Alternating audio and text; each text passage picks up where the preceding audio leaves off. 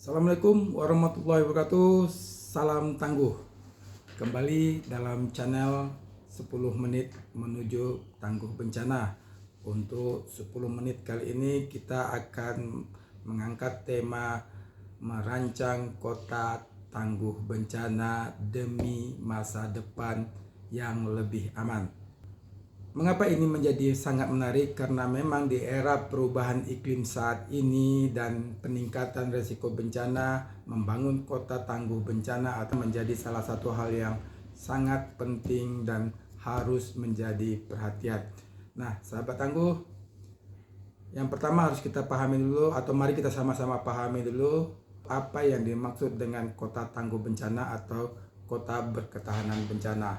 Nah, kota tangguh bencana adalah sebuah kota yang dirancang untuk mampu menghadapi, mensikapi bencana yang terjadi di tempatnya dan mampu pulih lebih cepat dan efektif dengan tujuan untuk melindungi masyarakatnya, untuk melindungi infrastruktur atau investasi infrastruktur yang dibangunnya, dan untuk melindungi lingkungan yang ada di kotanya.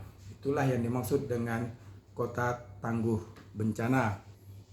Nah, apa saja yang menjadi prinsip-prinsip untuk menuju kota tangguh bencana? Yang pertama adalah kota tersebut sudah melakukan identifikasi dan memahami potensi bencana yang ada di kotanya. Nah, yang kedua adalah kota tersebut melakukan perencanaan tata ruang yang tepat dan ketat. Daerah-daerah yang memang rawan bencana itu disediakan untuk zonasi penghijauan. Yang ketiga adalah membangun infrastruktur yang tahan bencana. Nah, kota tersebut harus berinvestasi dengan mempersiapkan diri, membangun fasilitas umum yang memang siap dalam menghadapi bencana. Umpamanya, mereka membangun jembatan-jembatan yang tinggi untuk menghindari banjir atau banjir bandang, atau membuat bangunan-bangunan fasilitas umum yang memang siap dalam menghadapi gempa. Nah, yang sesuai dengan kondisi wilayahnya.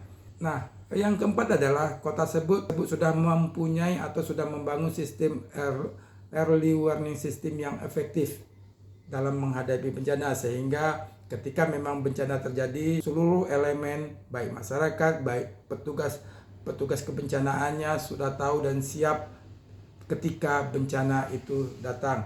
Nah, yang kelima adalah adanya edukasi dan partisipasi masyarakat kotanya. Kota yang berketangguhan bencana harus melibatkan dan harus melakukan edukasi yang efektif sehingga seluruh masyarakat atau sebagian besar masyarakatnya paham bagaimana sistem peringatan dini bekerja dan bagaimana mereka melakukan evakuasi ketika early warning sistemnya bekerja. Nah, itu menjadi 5 prinsip bagaimana menuju kota tangguh bencana.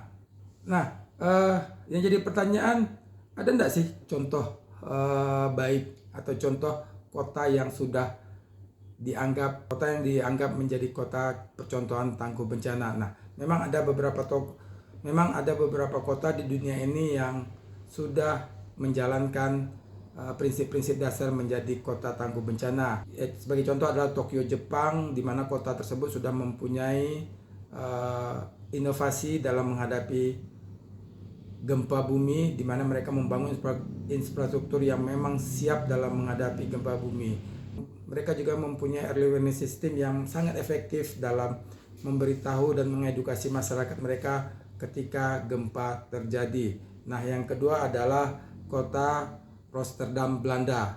Kota ini memang terkenal kota di bawah permukaan laut. Mereka membangun sistem pengelolaan air yang sangat efektif dan inovatif dalam menghadapi ancaman bencana banjir dan rob akibat pemanasan global atau perubahan iklim. Nah, yang ketiga adalah kota San Francisco, Amerika Serikat. Nah, kota ini memang berada di wilayah zona gempa sehingga mereka membuat inovasi dan regulasi yang sangat ketat dalam izin pembangunan di wilayahnya, di mana bangunan-bangunan yang akan didirikan di kota ini harus memenuhi standar-standar tahan gempa yang sudah mereka buat. Oke, sahabat tangguh. Nah, bagaimana di Indonesia? Nah, ada beberapa kota di Indonesia yang memang sudah dirancang atau sudah memasuki tahapan menjadi kota tangguh bencana. Seperti misalnya Jakarta. Jakarta itu sudah masuk dalam 100 kota di dunia yang membangun konsep ketangguhan bencana. Nah, kita tahu Jakarta mengalami ancaman banjir, kebakaran, banjir rob, dan gempa juga. Nah, mereka sudah mulai masuk dalam mempersiapkan regulasi-regulasi menjadi kota tangguh bencana. Nah, yang kedua adalah Kota Semarang. Kota Semarang juga masuk dalam 100 resilient cities. Semarang juga dipersiapkan dengan regulasi-regulasi dan kesiapan masyarakat dalam menghadapi bencana seperti banjir dan gempa. Nah, yang ketiga misalnya adalah Kota Surabaya. Kota Surabaya saat ini juga sedang bekerja keras mempersiapkan kotanya menjadi kota tangguh bencana. Mereka juga menghadapi ancaman serius seperti banjir, terus gempa bumi dan kebakaran. Nah, terus langkah-langkah apa saja yang harus dilakukan mempersiapkan diri menuju kota tangguh bencana?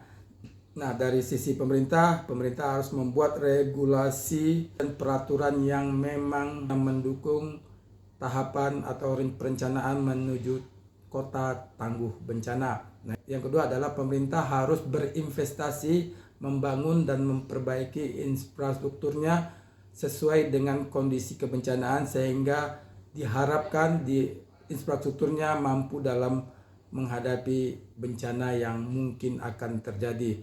Nah, yang ketiga adalah melakukan kolaborasi. Pemerintah kotanya harus melakukan kolaborasi dengan banyak pihak, baik LSM, baik organisasi-organisasi kebencanaan, luar negeri, dalam negeri, akademisi, untuk berkolaborasi merancang regulasi, merancang sistem early warning system, merancang pembangunan yang memang siap dalam menghadapi bencana. Nah, dari sisi masyarakat apa yang harus bisa dilakukan? Pertama, masyarakat harus mengedukasi diri dan melatih komunitasnya untuk siap dalam menghadapi bencana atau potensi bencana yang sudah diidentifikasi di kotanya. Nah, yang kedua adalah masyarakat juga harus melakukan partisipasi aktif dalam mempersiapkan komunitas atau lingkungannya menjadi kota tangguh bencana. Mereka bisa menggunakan kearifan lokal atau menggunakan sumber daya di komunitasnya dalam membangun ketangguhan bencana tersebut.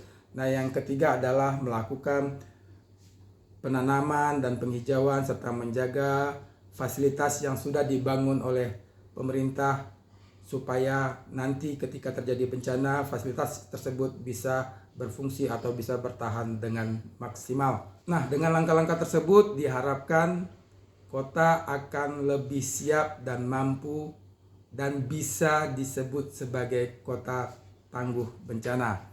Sahabat tangguh, sebagai penutup, merancang dan membangun kota tangguh bencana itu menjadi tanggung jawab kita semua dengan kerja sama yang baik berbagai pihak, baik pemerintah, masyarakat, politisi, dan akademisi, serta media, serta LSM.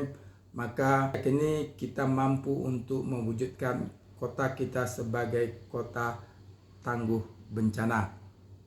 Terima kasih untuk teman-teman yang menonton video ini. Jangan lupa untuk like, share, and follow, dan mari kita berteman. Semoga kita bisa menjadi orang Indonesia tangguh bencana. Saya Fadil dari Yayasan Jejak Laksamana. Salam tangguh untuk Indonesia tangguh bencana. Assalamualaikum warahmatullahi wabarakatuh.